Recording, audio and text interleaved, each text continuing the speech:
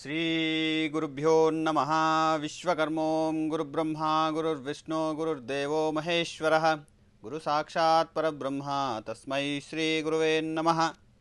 అజ్ఞానతిమిరాంధస్య జ్ఞానాంజనశలాకయ చక్షురున్మీలితం యేన తస్మై శ్రీ గురువే నమః.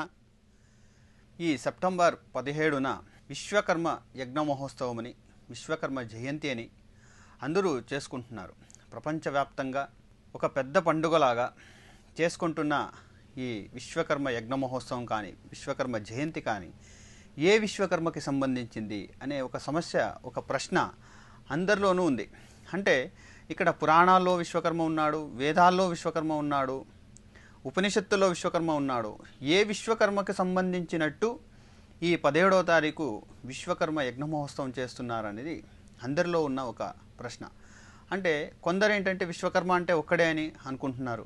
అలా కాకుండా వేదాల్లో కూడా ఒక విశ్వకర్మ ఉన్నాడు, ఉపనిషత్తుల్లో విశ్వకర్మ, తర్వాత పురాణాల్లో కూడా విశ్వకర్మ ఉన్నాడు. ఆయన వెనుక ఉన్న చరిత్ర ఏంటి, ఆయన మహిమలేంటి అనే దాని గురించి మనం తెలుసుకోవాలి. అంటే ముందుగా మనం వేదాల్లో ఉన్న విశ్వకర్మ గురించి తెలుసుకోవాలి. వేదాల్లో అంటే ఋగ్వేదంలో, యజుర్వేదంలో, శతపథ బ్రాహ్మణంలో ఉన్న విశ్వకర్మ ఏంటంటే పరబ్రహ్మ విశ్వకర్మ అని విశ్వకర్మ దేవుడు.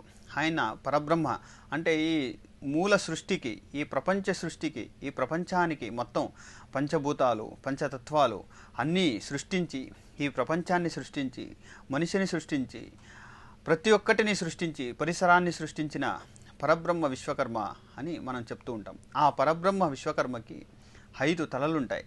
ఆ 5 తలలు సద్యోజాత, వామదేవ, అఘోర, తత్పురుష అనుతో పంచముఖాలతో ఆయన కూడి ఉంటాడు. ఆ పంచముఖాలకి పంచబ్రహ్మలు మళ్ళీ ఆ ముఖంతో ఉద్భవమవుతారని వేదం చెప్తుంది.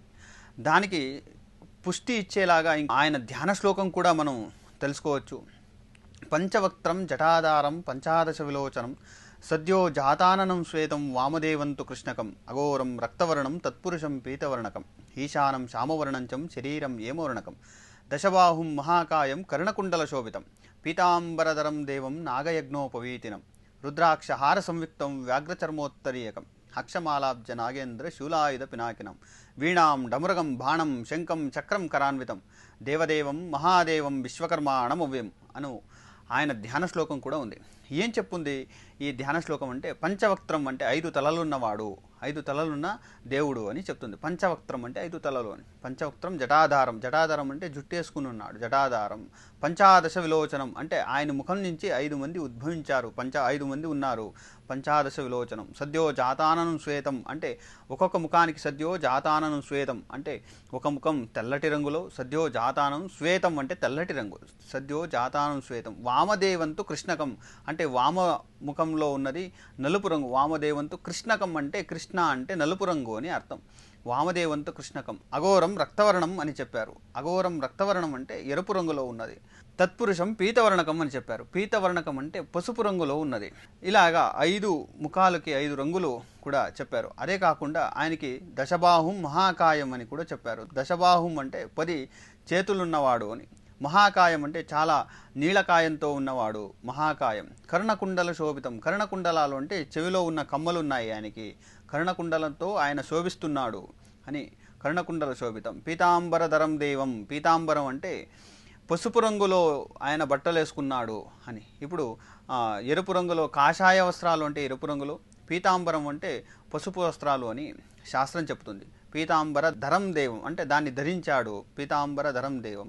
నాగ యజ్ఞోపవీతినం అంటే ఇప్పుడు సామాన్యంగా బ్రాహ్మణులైన వాళ్ళందరూ యజ్ఞోపవీతాన్ని దారంతో వేసుకుని ఉంటారు. కానీ విశ్వకర్మ దేవుడు, వేదాల్లో చెప్పిన విశ్వకర్మ దేవుడు నాగాన్నే యజ్ఞోపవీతంగా వేసుకున్నాడు అని వేదం చెప్తుంది. అంటే ఆయన ధ్యాన శ్లోకం చెప్తుంది. నాగయజ్ఞోపవీతనం. రుద్రాక్షహార సంయుక్తం అంటే రుద్రాక్షహారాన్ని కూడా ఆయన గొంతులో వేసుకున్నాడు. రుద్రాక్షహార సంయుక్తం. వ్యాఘ్ర చర్మోత్తరీయకం అంటే ఇప్పుడు ఉత్తరీయం మనం ఇలా బట్టలు ఉన్నా లేదు ఏదో వస్త్రాలు అలాంటివి ఉత్తరీయం వేసుకుంటే ఆయన వ్యాఘ్ర చర్మం ఉన్న ఉత్తరీయాన్ని వేసుకున్నాడు అని శాస్త్రం చెప్తుంది. ఆయన ధ్యాన శ్లోకం చెప్తుంది. అదే కాకుండా ఆయన చేతిలో 10 ఆయుధాలు ఉన్నాయి అని కూడా ఆ ఆయుధాల పేర్లు కూడాను ఆయన ధ్యాన శ్లోకం చెప్తూ ఉంటుంది. ఇది ఈ శ్లోకానికి సంబంధించినట్టు విశ్వకర్మ ఎక్కడుంటాడు అంటే దానికి సంబంధించిన ఆధారం ఎక్కడుంది అంటే ఋగ్వేదంలో 10వ మండలంలో ఆయన సూక్తం ఉంది. విశ్వకర్మ సూక్తం అని మనం చూడొచ్చు.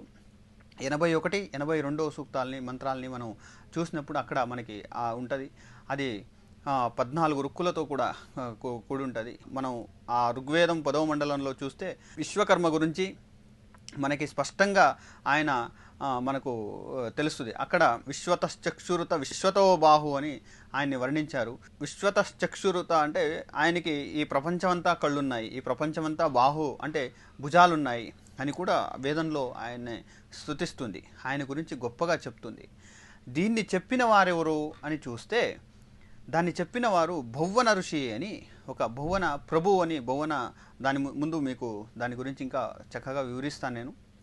దానికి చెప్పింది భౌవన ఋషి అని కూడా ఆయన చెప్తుంటారు. భౌవనో విశ్వకర్మ ఋషి అని ఆ సూక్తంలోనే మనకు విశ్వకర్మ సూక్తంలోనే వస్తూ ఉంటుంది. ఆ భౌవన ఋషి ఈ సూక్తాల్ని కనుగొన్నాడు అని. అంటే వేదంలో ఉన్న అన్ని మంత్రాలు అన్ని సూక్తాలు కూడా ఒక్కరే రచించింది కాదు. ఇప్పుడు సామాన్యంగా ఏం చెప్తుంటారంటే వేదాల్ని విభాగం చేసింది వ్యాస మహర్షి అని చెప్తుంటారు. కానీ వేదాల్ని రాసింది ఆ వేదంలో ఉన్న మంత్రాల్ని సూక్తాల్ని కనుగొన్నది వేరే వేరే ఋషులు కనుగొన్నారు, ఒక్కరే కాదు. అలాగే ఒక్కరు రాసింది కాదు, వేదంలో ఉన్న మంత్రాలు ఒక్కరు రాసింది కాదు. అలాగే విశ్వకర్మ మంత్రాలే ఉన్నాయి, విశ్వకర్మ సూక్తాలే ఉన్నాయి. దాన్ని కనుగొన్నది మొట్టమొదట భౌవన విశ్వకర్మ అనే ఒక ఋషి కనుగొన్నాడు. ఆయన ఆ కాలంలో అంటే వేద కాలంలోనే ఋషులకంతా ముకటప్రాయంగా ఉండేవాడు అని కూడా శాస్త్రం చెప్తుంది. దానికి ఆధారాలు కూడా మనకు తెలుస్తుంటాయి. అంటే వేదాన్ని పరిశీలిస్తూ ఉంటే, ఉపనిషత్తులు వేదాలని పరిశీలిస్తుంటే మనకి దానికి ఆధారాలు కూడా మనకు తెలుస్తూ ఉంటాయి.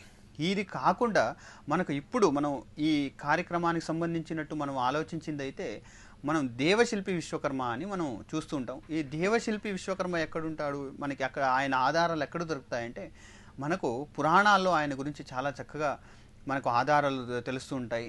అదే కాకుండా మనకు రామాయణము మహాభారతంలో కూడా ఆయన గురించి మనకు చక్కగా వివరణలు దొరుకుతూ ఉంటాయి.